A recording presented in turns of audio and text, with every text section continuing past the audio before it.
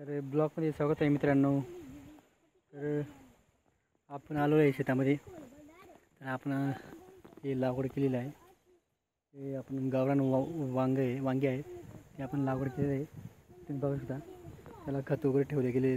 बघू शकता ठिकठिकाणी खत ठेवले गेले. ज्या ठिकाणी झाडं आहेत त्या ठिकाणी त्या झाडांसमोर आपण खत वगैरे ठेवलं आहे. आणि ते खत ठेवल्यानंतर या अशा पद्धतीने आपण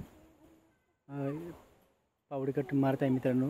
ते तुम्हाला मी थोडक्यात दाखवणार आहे. ते तुम्ही पाहू शकता. ते आपण तसं काम करून दाखवणार आहे. तुम्हाला 2 मिनिटात दाखवत आहे.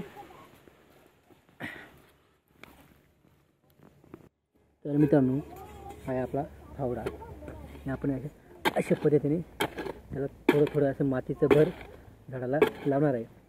जेणेकरून झाडाला भर लावलं जातं.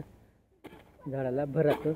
झाड व्यवस्थितपणे राहतो. असं तेव्हा पद्धतीने झाडाला भर लावलं जातं. म्हणजे झाडही व्यवस्थित राहतो. म्हणून आपण झाडाला भर लावून देतो. थोडं माती घेऊन त्याला आपण पावडी कट असं म्हणतो मित्रांनो.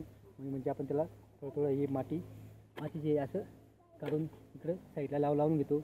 जेणेकरून आपल्याला त्याच्यातलं जे काही तण असतील ते तण पण व्यवस्थित काढलं जातं. म्हणून आपण अशा पद्धतीने काम करत आहे मित्रांनो. थोडक्यात तुम्हाला दाखवत आहे.